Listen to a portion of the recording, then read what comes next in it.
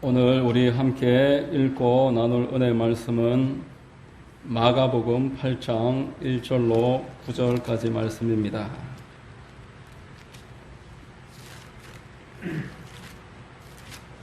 마가복음 8장 1절에서 9절까지 말씀입니다.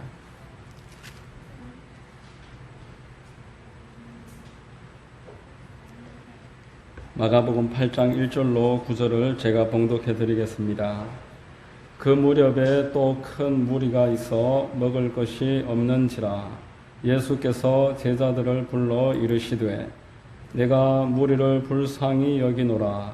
그들이 나와 함께 있은지 이미 사흘이 지났으나 먹을 것이 없도다. 만일 내가 그들을 굶겨 집으로 보내면 길에서 기진하리라. 그 중에는 멀리서 온 사람들도 있느니라. 제자들이 대답하되 이 광야 어디서 떡을 얻어 이 사람들로 배부르게 할 수 있으리까?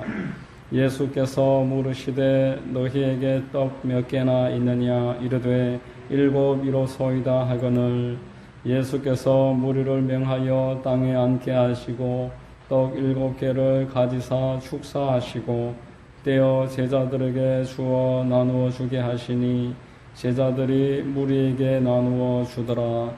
또 작은 생선 2마리가 있는지라.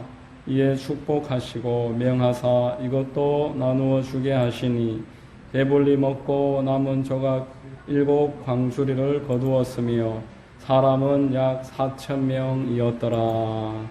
아멘. 저는 봉독해드린 마가복음 8장 1절로 9절을 통해서 하나님께 필요한 것이라는 제목의 말씀을 전하겠습니다. 성령께서 여러분 모두에게 큰 은혜를 더해 주시기를 바랍니다.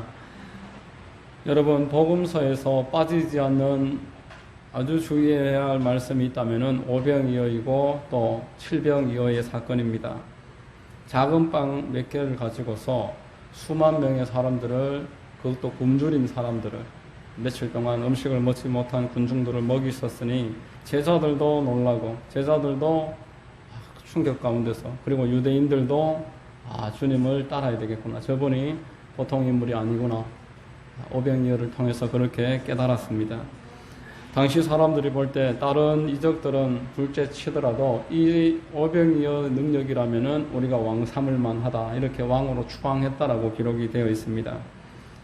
모든 복음서에서 이 오병이어와 칠병이어 사건을 이야기하는 이유는 하나님께서 성도들에게 원하시는 것이 여기에 잘 나타나 있기 때문에 그렇습니다. 누구든지 여기에 나오는 내용에 이해를 하고 스스로 지키면은 하나님께 귀하게 쓰임을 받을 수 있다라는 것입니다. 첫 번째, 긍휼히 여기는 마음입니다. 오병이어와 칠병이어의 시작 부분에서 공통되는 내용이 있는데 예수께서 그 무리들을 대단히 긍휼히 여기셨다라고 기록을 하고 있습니다. 오병이어를 시작하는 마가복음 6장 34절에 예수님이 큰 무리를 불쌍히 여겼다라고 합니다. 예수께서 나와서 큰 무리를 보시고 그 목자 없는 양 같음으로 인하여 불쌍히 여기사, 이렇게 사람들을 가르치신 다음에 되돌려 보내려고 하니까 허기질 것 같아서 그 떡을 떼어서 배불리 먹이셨다라는 게 오병이어의 이적입니다. 교회는 기도와 말씀만 전하는 곳이다, 또는 복음만 전하는 곳이다 라고 하면서 사회적인 약자를 돌보는 일을 소홀히 하는 그러한 이야기들을 우리가 들을 때가 있습니다. 그렇지만 예수님은 가난한 자들을 돌보셨습니다. 떡을 주셨습니다. 사도행전 6장에 보면은 사도들이 기도와 말씀에 전무했다, 그래서 교회가 부흥했다라고 하는데, 그렇게 되기 위해서 그 원래 사도들이 맡고 있었던 구제 사역을 그 7 지사님들을 세워서 전담을 시켜드리고, 그리고 나서 기도와 말씀에 전무를 한 것이지 그 구제 사역을 포기한 것이 아니었습니다. 꾸준히 그 가난한 자 돌보는 일들을 해 나갔다고 성경에서 말합니다.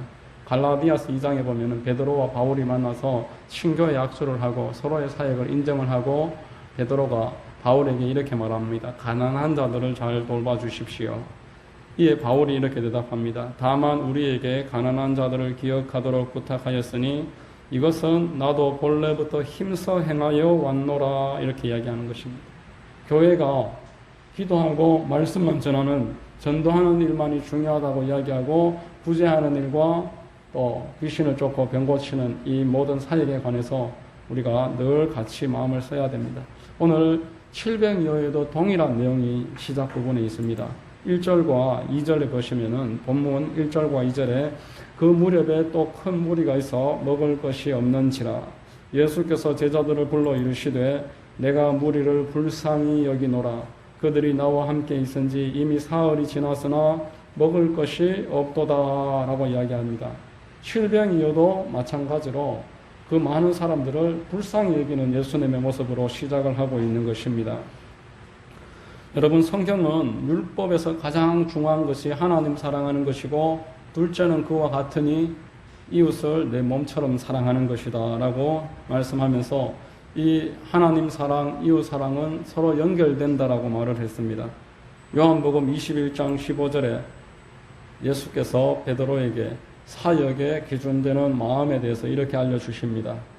그들이 조밥 먹은 후에 예수께서 시몬 베드로에게 이르시되 요한의 아들 시몬아 내가 이 사람들보다 나를 더 사랑하느냐 하시니 이르되 주님 그러하나이다. 내가 주님을 사랑하는 줄 주님께서 아시나이다. 이르시되 내 어린 양을 먹이라. 이렇게 3번 말씀하십니다. 네가 나를 사랑하느냐? 예, 사랑합니다. 그렇다면은 내 양들을 먹이라. 내 양들을 돌보라. 내 어린 양을 먹이라. 3번 주님께서는 하나님 사랑하는 마음을 표현하는 것은 이 땅에 있는 하나님의 양들에게, 하나님의 사람들에게 사랑을 표현하는 것이다. 3번 이야기했습니다. 하나님의 사랑을 표현하지 않고 하나님을 사랑할 수 없다라고 했습니다. 요한 1서 4장 20절에 누구든지 하나님을 사랑하노라 하고 그 형제를 미워하면 이는 거짓말하는 자니 보는 바 그 형제를 사랑하지 아니하는 자는 보지 못하는 바 하나님을 사랑할 수 없느니라. 여러분, 오늘 본문에서 예수님이 이 제자들의 먹을 것을 준비하고 유대인들이 그 허기질 것을 위해서 식량을 만드시는 모습은 하나님과 사람 사랑하는 모습에 대한 그 분명한 표현입니다. 하나님이 그 사역을 마음껏 축복하실 수 있었던 이유가 여기에 있었던 것입니다. 여러분, 하나님께 쓰임 받았던 모든 사람들은 이러한 마음이 있었습니다. 영혼 구령에 대한 마음이 불을 듯이 일어났습니다. 우리가 사도 바울이 단지 모든 사람들보다 방언을 많이 하고 또 성경에 통달하여서 그렇게 쓰임 받았다고 생각하지만 그와 못지않게 영혼 사랑하는 마음이 그 심령 가운데 있었습니다. 로마서 9장에 보면은 영혼을 구원하는 일을 내 영혼 구원과 바꾸기를 원한다라고 표현을 합니다. 로마서 9장 1절로 3절입니다.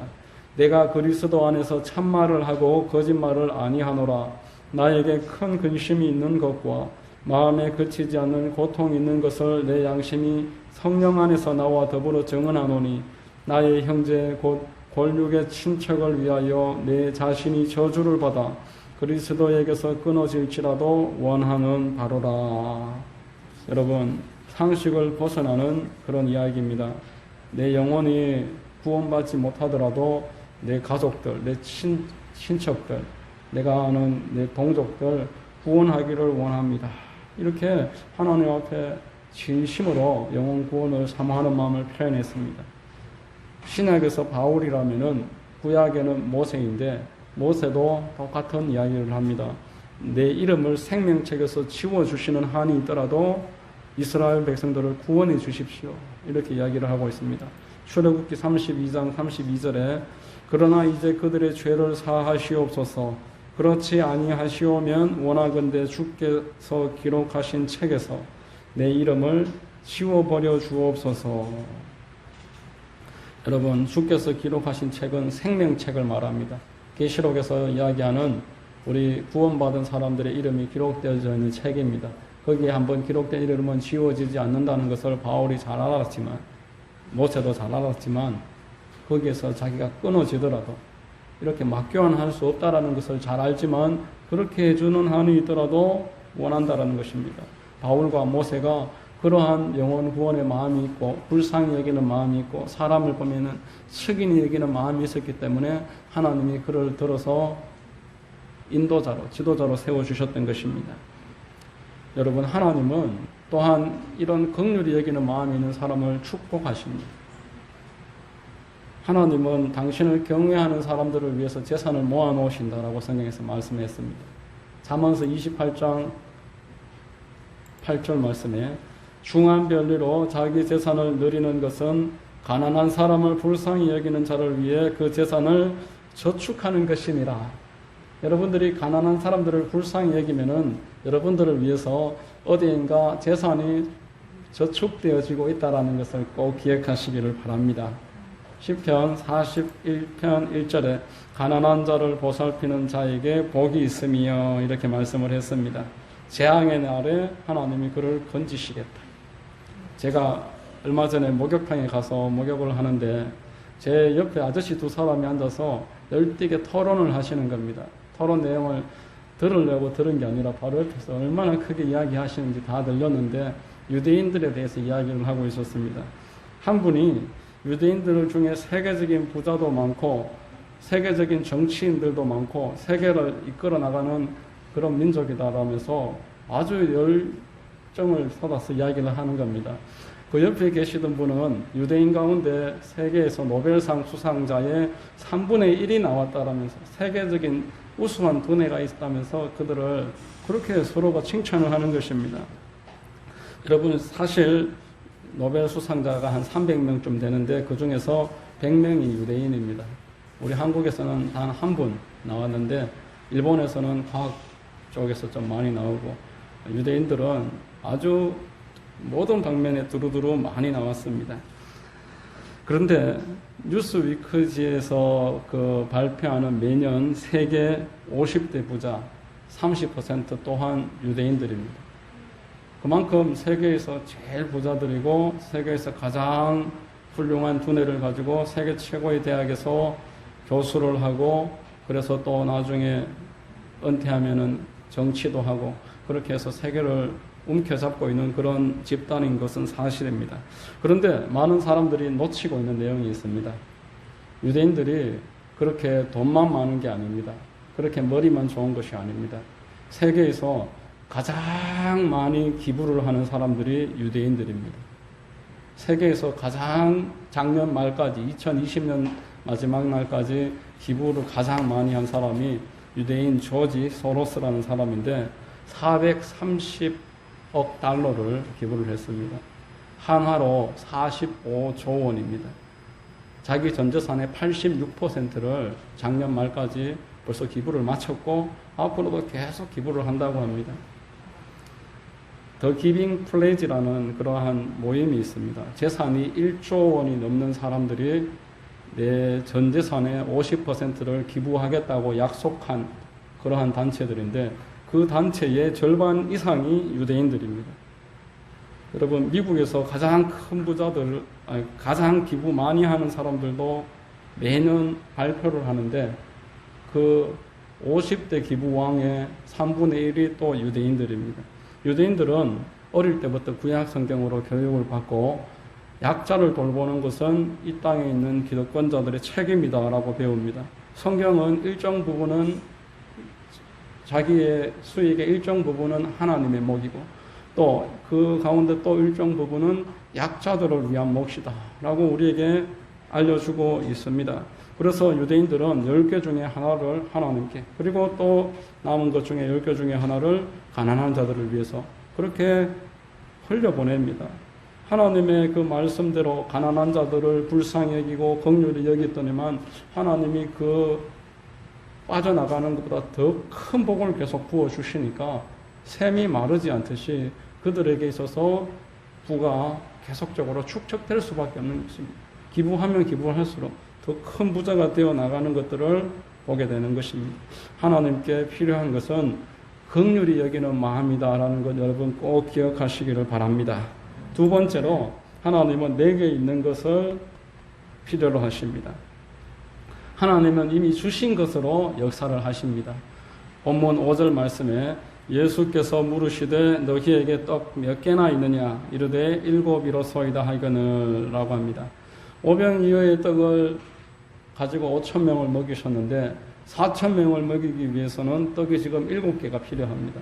이것은 떡이 하나든 7개든 10개든 아무 관련이 없고 그 사람에게 있는 것으로 얼마든지 일을 할 수 있다는 것을 알려주는 것입니다. 여러분, 하나님께 쓰임받는 나이 또한 따로 정해지지 않았습니다. 아브라함이 99에 이삭을 가졌습니다. 사라의 나이 89에 이삭이 잉태되었습니다. 모세는 80세에 부름받아서 120세까지, 아론은 83세에 부름받아서 123세까지, 그들은 훨씬 젊을 때부터 쓰임받고 싶었지만 준비가 되지 않아서 하나님이 80이 되고 83세가 될 때까지 계속 준비시키시면서 기다리셨습니다. 여러분, 나이 많으신 분들은 나이 탓을 하지만 또 젊은 분들은 자기가 젊어서 또 못한다라고 이야기합니다. 예레미야서를 보면은 예레미야를 부르신 하나님께 예레미야가 내가 너무 어린데, 내가 이렇게 나이가 젊은데 어떻게 하겠습니까? 이렇게 이야기합니다. 예레미야서 1장 6절로 7절에 내가 이르되 슬프도소이다 주 야훼여 보소서 나는 아이라 말할 줄을 알지 못하나이다. 야훼께서 내게 이르시되 너는 아이라 말하지 말고 내가 너를 누구에게 보내든지 너는 가며 내가 내게 무엇을 명령하든지 너는 말할지니라. 이렇게 말씀했습니다. 미국에 모지스 할머니라는 분이 있습니다. 101세가 될 때까지 그림을 그렸는데 원래는 농장에서 노동일을 하시던 분이었습니다. 76세가 되어서 관절염이 걸려서 더 이상 노동일을 할 수 없어서 취미 삼아서 그림을 그리기 시작했는데 76세부터 그림을 그리기 시작해서 80세가 되었을 때 개인전을 열기 시작했고 또 93세에는 미국의 타임지에 그 표지에 그분의 사진이 올랐습니다. 101세의 세상을 떠날 때까지 쉬지 않고 그림을 그리셨는데 그분이 그린 그 크리스마스 카드에 아주 유명한 카드가 있습니다. 그 카드가 1억 장이 팔렸습니다. 그래서 세계적으로 대단히 유명하신 분입니다. 그래서 나이가 많아서 아무것도 하지 못한다고 이야기하는 본인보다 젊은 분들에게 이렇게 이야기합니다. 정말 하고 싶은 일을 하세요. 신이 기뻐하며 성공의 문을 열어주실 것입니다. 당신 나이가 이미 80이라 하더라도요. 이렇게 이야기했습니다.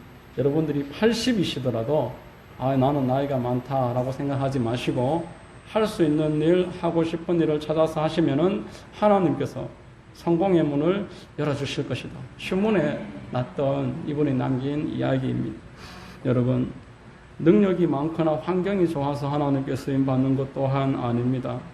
다윗이 큰 칼을 가지고 골리앗과 싸웠습니까? 훌륭한 갑옷이 다윗을 지켜줬습니까?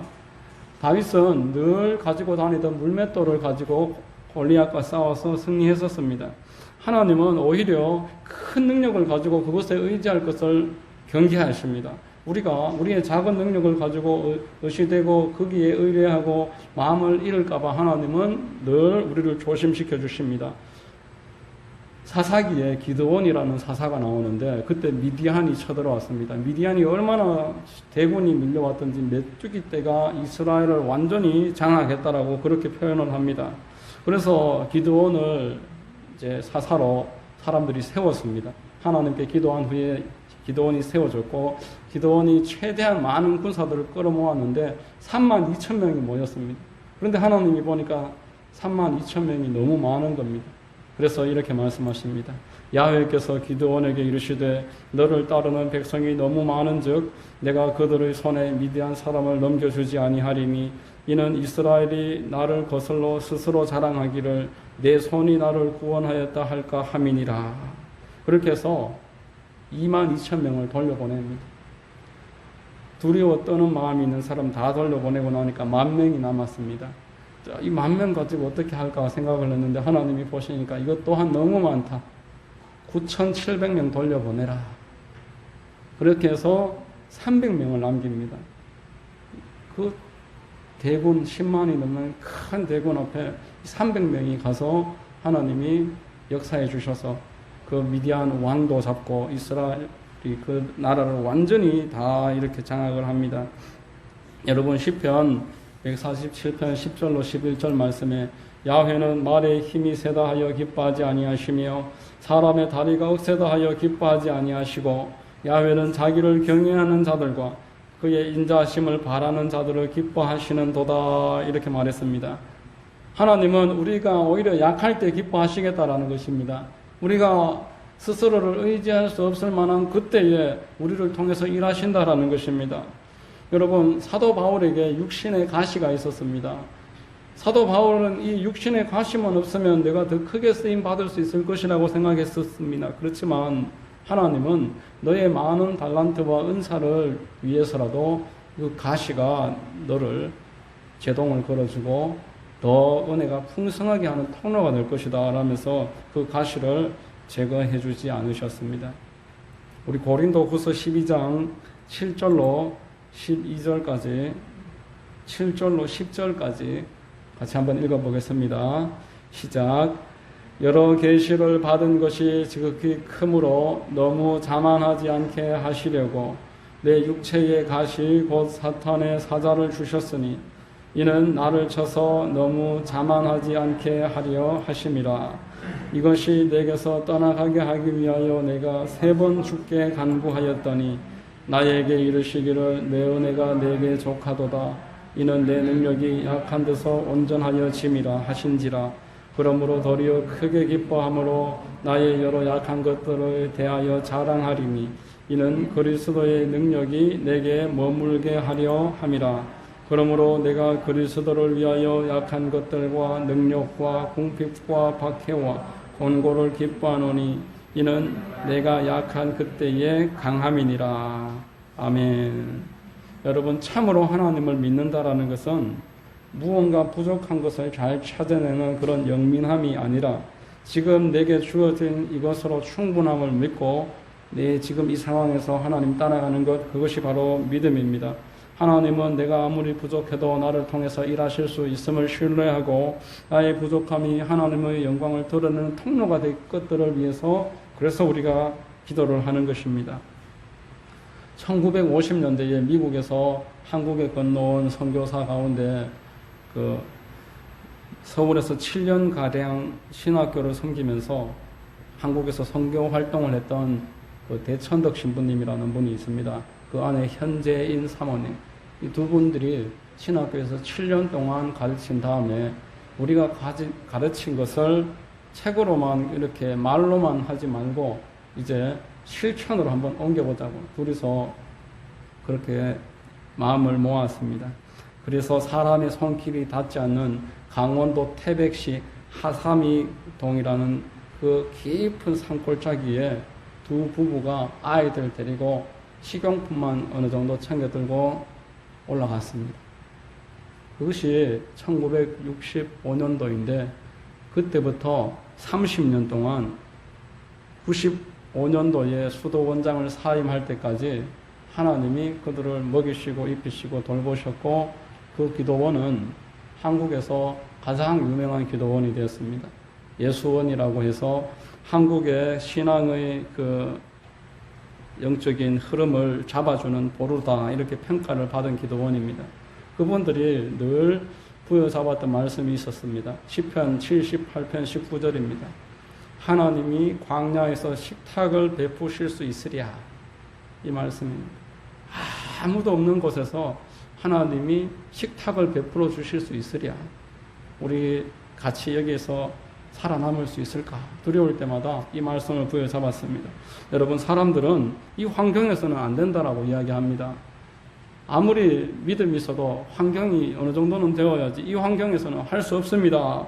이렇게 이야기하는데 그분들이 사역을 마치면서 마지막에 남긴 자서전의 책 제목이 광야에 마련된 식탁입니다. 자서전이 이름 광야에 하나님이 식탁을 이미 마련해 놓으셨더라.